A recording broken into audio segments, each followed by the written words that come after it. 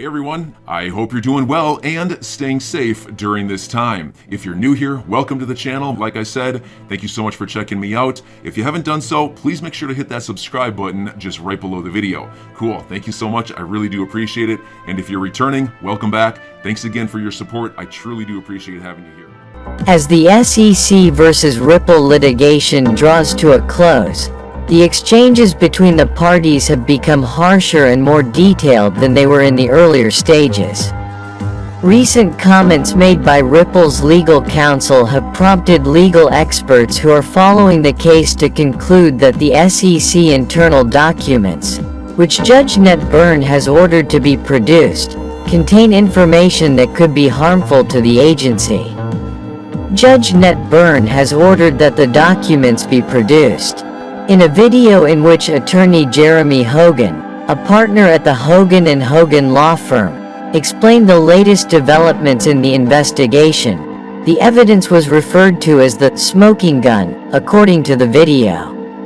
As a result, attorney Hogan believes that the SEC legal positions on this matter are highly unusual, especially in light of the fact that the SEC has taken extraordinary steps to avoid turning them over, including asking Judge Ned Byrne to reconsider her decision and indicating that they intend to appeal Judge Ned Byrne's decision to Judge Torres if she does not change her mind.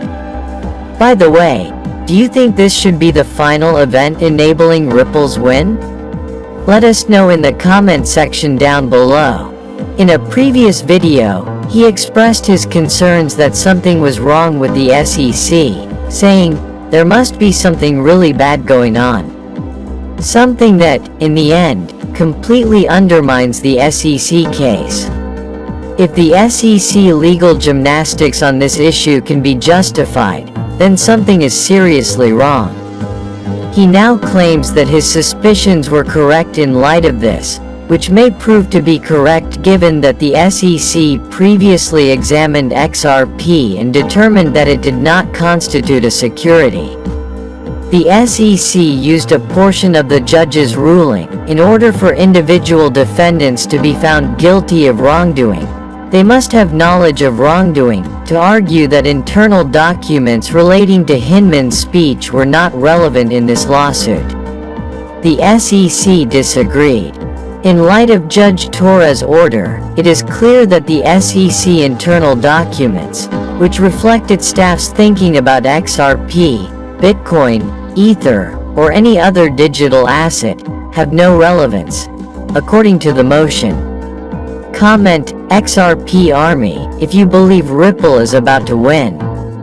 However, Ripple made a significant disclosure that Hinman had potentially examined XRP and determined that it was not a security, according to the company. Mr. Garlinghouse and Mr. Larson should not be permitted to argue to the fact finder that they were reckless in failing to recognize that XRP purchasers saw XRP as an investment in a common enterprise while simultaneously concealing the possibility that the SEC-owned Director of Corporation Finance had analyzed a substantially similar asset, and possibly even XRP itself, and concluded that it was not.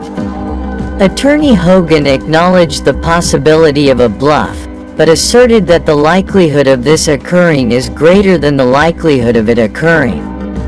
According to the defendants in the SEC versus Ripple case, they want to proceed quickly with summary judgment on the two most important issues in the case: whether XRP is a security and whether the fair notice defense applies in this case. The Securities and Exchange Commission, on the other hand, is attempting to slow them down with additional delays by keeping discovery open. Such behavior, which Ripple refers to as gamesmanship, has fueled some of the harshest language ever heard on the internet, including some of Ripple's own. Keep in mind that none of the commotion and frustration has anything to do with the legal issues in the case. Ripple is attempting to move the case forward as quickly as possible, whereas the Securities and Exchange Commission is attempting to defer the case as long as possible for whatever reason. Attorney Hogan explained the situation.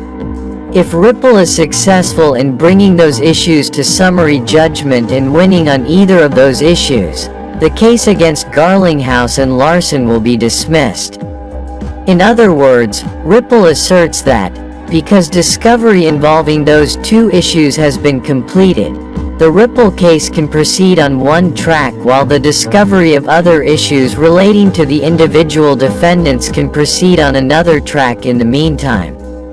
In contrast, the SEC is attempting to delay the case by claiming that the Ripple case and the individual defendants case are two separate cases. Furthermore, Ripple should not be permitted to proceed until all discovery in regard to the individual defendants has been completed. According to Ripple, if she concurs, they proposed opening briefs on May 22nd, which would put us on track for a decision in late summer as anticipated. If the judge agrees with the SEC, a summer 2022 conclusion to this case is probably too optimistic, he concluded. The judge recently ordered both parties to come to an agreement on a briefing schedule for the summary judgment proceeding, which they have now completed. Do you agree that this is good news? If yes, then make sure to like this video. There is, however, even more information available about the case. A wild few months have passed for cryptocurrencies, and even more so for Ripple Labs' XRP token, which has seen a significant increase in value. A year after hitting an all-time high of $1.83 on April 13, 2021, the price of XRP has plummeted by more than 54%. Analysts, on the other hand, are now noticing signs that the payment protocol coin is preparing for a trend reversal, with bullish momentum increasing in recent weeks. If this turns out to be correct, XRP may be on the verge of breaking out of its downward trend sooner rather than later. So, what is it that is causing this resurgence of optimism? However, according to recent updates shared by Ripple's defense lawyer, James K. Phelan, the long-running and contentious legal battle with the United States Securities and Exchange Commission could come to a conclusion as early as the end of next month. The request for an extension of time to file answers, which are due no later than April 8th, made by the Ripple individual defendants has been granted in a text-only order, according to another update to the Ripple legal case released this week. For Ripple Labs, defendants Brad Garlinghouse and Christopher Larsen have requested an extension of time to respond to the redactions proposed by the United States Securities and Exchange Commission to 4 sets of documents. Notes from the agency's meetings with third parties that are relevant to the case that Finland has made available electronically. When the defendants respond, it will be clear whether they agree with the redactions or disagree with them, according to the court. The Securities and Exchange Commission has given its consent to the filing of the motion to extend the deadline for filing the motion.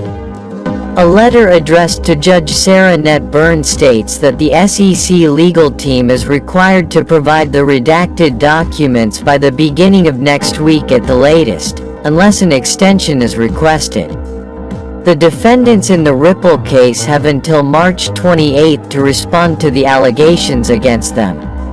The Ripple legal team, on the other hand, has now requested that the court grant them an extension of time in order to respond to the lawsuit.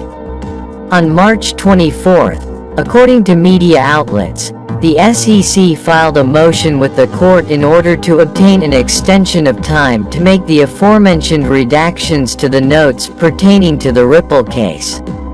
What do you think about Ripple's chances against the SEC? Do you think we'll see a quick win for Ripple?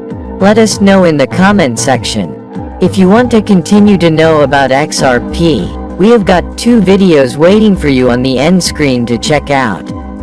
Make sure to subscribe and give us a thumbs up. Thank you so much for watching. See you in the next video. Kindly note that prices of cryptocurrencies frequently change, so by the time you watch this video, it might have changed to a whole new value. The information provided in this video does not constitute investment advice, financial advice, trading advice, or any other sort of advice, and you should not treat any of the content as such. The content in this video is for educational purposes only and hence should not be considered financial advice. I'm your guy. I will keep you posted. I'm your advocate. I'll be back on a daily basis, usually multiple times per day, with these videos to keep you updated with everything going on. So, I hope you enjoyed the video. If you haven't done so, make sure to hit that subscribe button. Feel free to share any of my videos with your friends, family, social media, or anybody who may care to listen. Thanks so much for your continued support. I'm always here for you. I want to help you through this time. So thank you so much for continuing to choose me. Enjoy your day, stay safe, and I'll catch you again probably in a couple hours. Thanks, everybody. See you later.